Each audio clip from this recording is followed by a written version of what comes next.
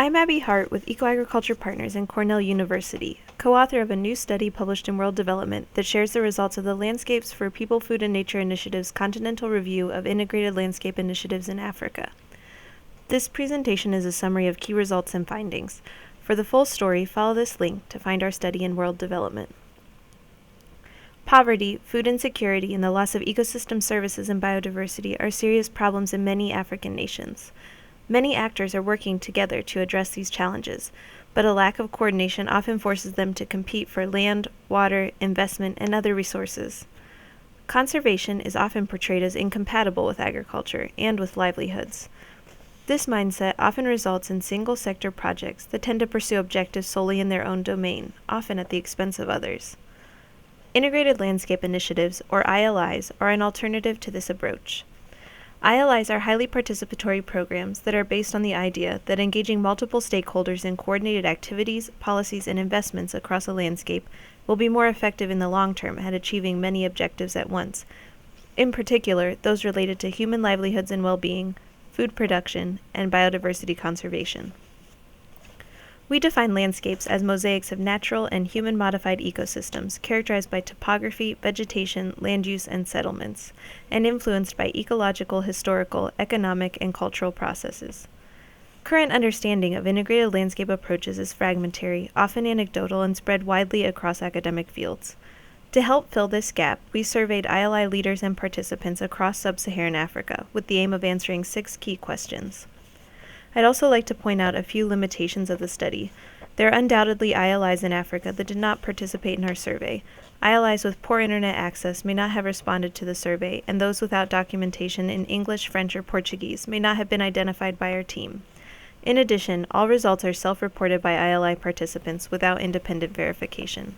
Now let's discuss the results. For our first question, we asked, where and in what context are ILIs happening? We identified and surveyed 87 ILIs in 33 of the 48 countries in sub-Saharan Africa. The ILIs work in what we describe as mosaic landscapes.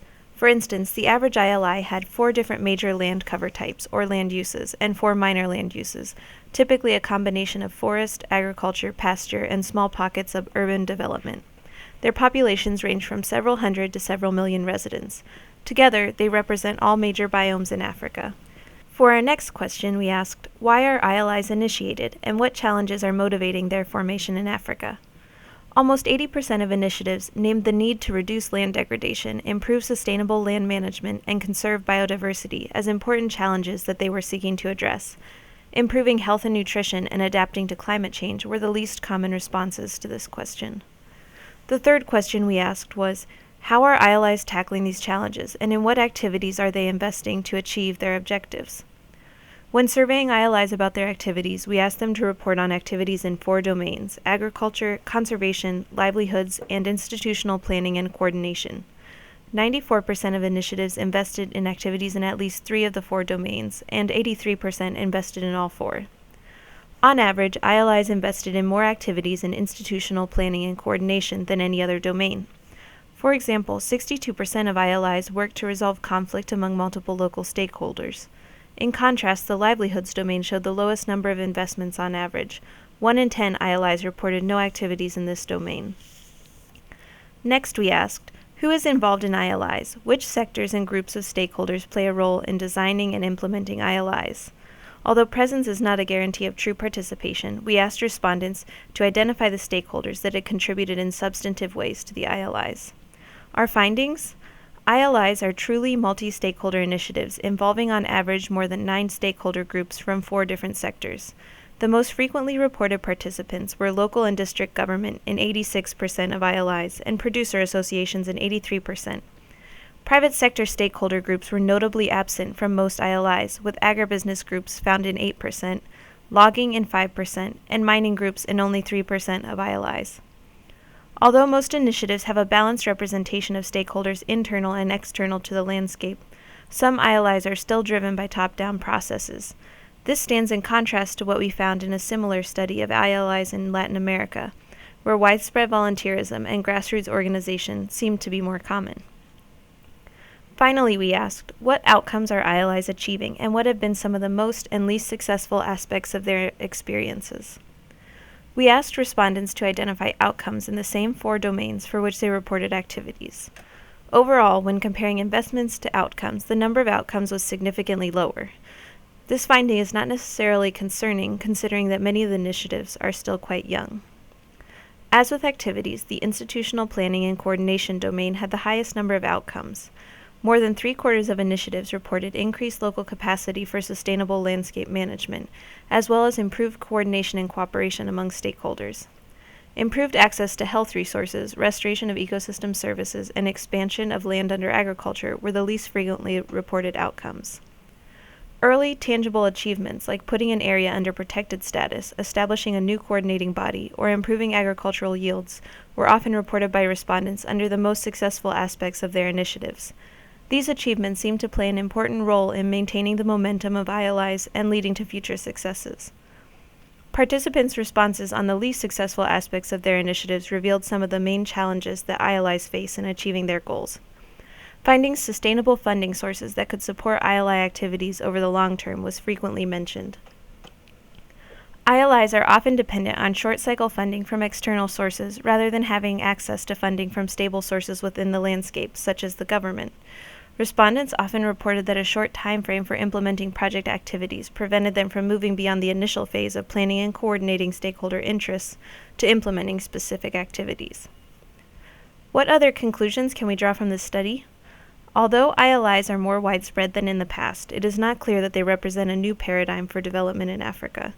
Our continental review of Latin America found that ILIs were greater in number, had more years of experience, and possessed a greater variety of mechanisms for supporting ILIs than those studied in Africa. Interestingly, many of the objectives and activities that ILIs engage in are not new. What integrated landscape approaches seem to add to conventional models for conservation and development is an intentional effort to use participatory adaptive management and social learning approaches to achieve their objectives. Based on our results, the emphasis on multi-objective, multi-stakeholder participatory models is, in many cases, yielding a broader range of outcomes.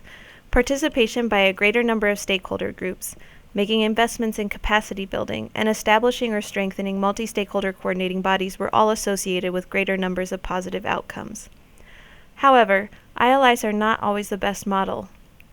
ILIs are most useful for long-term development of landscapes to achieve multiple objectives.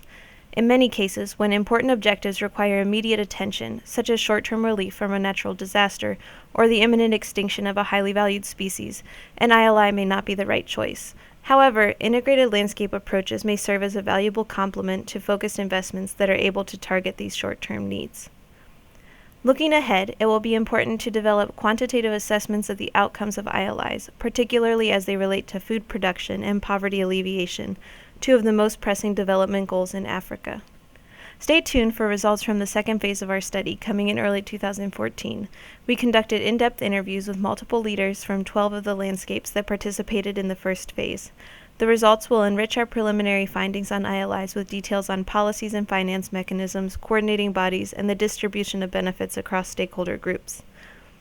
I hope that you have enjoyed learning about our work. We would like to thank John Buchanan, Sarah Scher, and Louise Villeman for their input on this project, and most of all the survey respondents, who are working hard to make positive change in their landscapes across sub-Saharan Africa. This presentation is a contribution of the Landscapes for People, Food, and Nature initiative with financial support from TARE Africa and USAID. Thanks for listening.